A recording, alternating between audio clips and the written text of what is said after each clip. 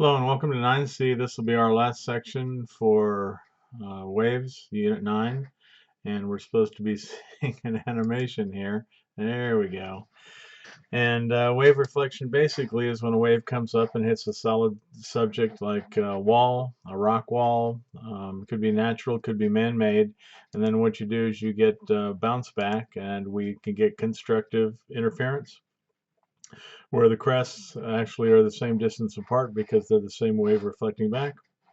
And the crest now gets twice as high, trough gets twice as low, and that is constructive interference. It gives rise to what's called a standing wave. Standing wave are when two waves have the same wavelength. They're going to be traveling at the same speed, except now they're going to be doing it in opposite directions. And then it'll actually create a node where there's no vertical motion. And this is where we get the greatest horizontal motion, and the antinode where we get the greatest vertical motion, and we get very little horizontal motion. And I will probably show you this one when we get into class because it's a 5-minute long video. I'll try to put the links to the videos that I'm not going to show you in my video because I don't want to take this thing any longer than it already will last. Here's a picture of the node and antinode. The node actually you can see standing right there, and what we get is we get very little up and down motion. We get lots of up and down motion here. The water molecules just tend to like slosh back and forth. You can see they converge on places and then they extend away from some places, and that actually creates this node. And I'll also show you in class Lake Superior sesh. So sesh is an example of this standing wave. Then last thing we're going to talk about is tsunamis or seismic sea waves. Tsunami actually does mean harbor wave. It is created usually by sudden changes in volume of the ocean basin, caused by submarine faulting, also caused by volcanic eruptions, and also caused by submarine landslides. There is in open water, these things may not be noticed. It may have 2 feet to 20-foot waves or 15-foot waves. If you're out in a boat, you're probably not going to notice these. These don't actually, they are shallow water waves, which means they reach all the way down to the bottom. But you're not going to notice this till it gets to really shallow depths where these things stand up. They get closer together, they slow down, and they start forming that energy. There's a site down here called the seismic sea wave, which I really wanted to show you back when we were talking about the 3 characteristics of waves. They're the effect waves, the fetch, the duration, and the wind speed. But again, it still does not work. I could actually show you what the tsunami wave would look like through this site, but sadly it's gone. This is I think a 2006, happened right around Christmas out in Sumatra, Indonesia. And this is actually a 9-minute long video talking about that water, and I will try to show that one in class as well. But if you take a look at this, what we have is we've got a displacement. This is a normal fault because the hanging wall is moving down. This is a divergent area. But what it does, it actually causes a shock wave to move into the water. And the shock wave goes in all directions, and it causes a crest and a trough, and this thing actually moves out. You can see in nice concentric circles. If it happens here off the Aleutian Islands, probably a convergent area or an underwater volcano. But if it happens out here by the Aleutian Islands, Hawaii is the one that's got to worry about it. So we do have buoys out here that actually show this change in wave pattern, and may actually, of course, we already knew there was an earthquake, so we're looking for a very specific type of disruption, and we find that disruption, we can actually send a warning to Hawaii and actually maybe get them to get away from the shallow water and move upland.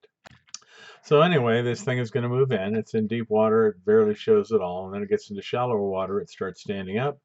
It starts getting tripped. They get closer together. And then eventually it falls over and causes what's called a tsunami, a harbor wave. And it actually doesn't stop where the normal ocean stops. It goes far inland. And if you have a very gently sloping upland, it can travel miles inland even. Very long wavelength. Only tides are going to be bigger. Tides, again, are 12,000 miles apart. You only get 2 of these. These things can be tens of miles across. So they actually do, you get one tsunami coming and you may not get the next one for 10 or 15 minutes. It's not like you're going to get it every 7 seconds or whatever normal wave is.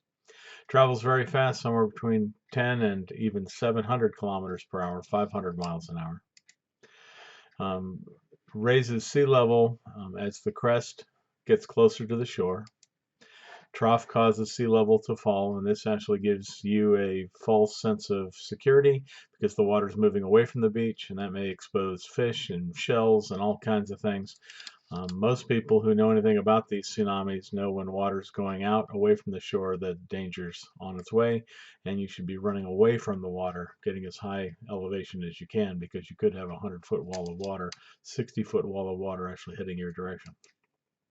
Disastrous for infrastructure, buildings, roads, telephone poles, wires, generators. The one that was 2 years ago in Japan, maybe that was actually now 2012, actually wiped out a nuclear facility and almost caused a big nuclear disaster. And possible loss of life, not so much for the water or from the water, it's from the things that the water picks up, cars, refrigerators, and bounces those together and crushes people in between. Okay, here's the Japan. I guess that was actually 2011, and before and after shots. Actually, this one I can show you because this is not a video. So if you take a look, this is what it looked like before, and as the tsunami came inland, it wiped out the vegetation. You can see the vegetation for green. It wiped out farmland, wiped out buildings. That was a canal, still is, although we got more water. This was an airport, and looks like some of the planes are even gone. And the same sort of thing on this site. We have beach. Looks like it carved away some of the sand, probably as the water was abating. All these buildings and farmland. And then here's another view, more buildings and farmland. And then we have buildings and more buildings. And you can see it's actually really bad for infrastructure. Is that the nuclear facility? I don't think it is. But farmland, green meaning good farmland, red meaning no vegetation, or very little vegetation.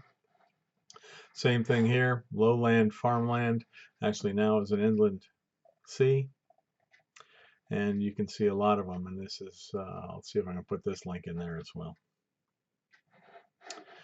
Okay, so let's minimize this.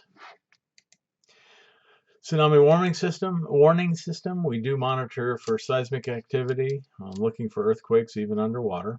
We have a buoy system out there for warning, monitors changes in unusual wave activity, and we can hopefully send out a warning. And the more hours we can give, the more people we can save, people evacuation. And that's the end of Unit 9, where we talked about waves and lots of different wavelengths, constructively and destructively working with each other. And then we also talked about formation of waves from capillary all the way up to gravity. Remember, gravity waves are the ones that gets away from the formational area, the fetch. Gravity is going to pull these things back down flat. And the only really big ones, sun and moon, gravity waves. And then we can also throw storms in there and get even bigger waves. But usually if you take a look at it, frequency gets smaller as we go down. In other words, we get less of them, and wave period gets bigger and bigger as these waves get, as they store the energy, more and more energy, they get farther and farther and farther apart. Okay, that's it. That's 9C. That's the end of Unit 9, Waves and Dynamics. You should be able to work on the study guide, and let's hope we do well on this test. There aren't too many left. I think 2, 3 units. Is it Unit 12 or Unit 11? Something like that. All right, thank you.